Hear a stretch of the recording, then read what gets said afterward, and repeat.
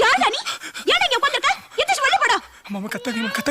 அம்மா கத்தாதீங்கம்மா. வெளிய போறியா என்னடா? அம்மா என்ன காப்பாத்துங்கம்மா. அம்மா வெளில போனா என்ன வெட்டிட்டு வாங்கம்மா. என்ன காப்பாத்துங்கம்மா. வெளில போனா என்ன கொன்றுவாங்கம்மா.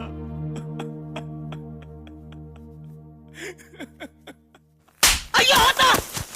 என்ன பதுக்குடா போனீங்க?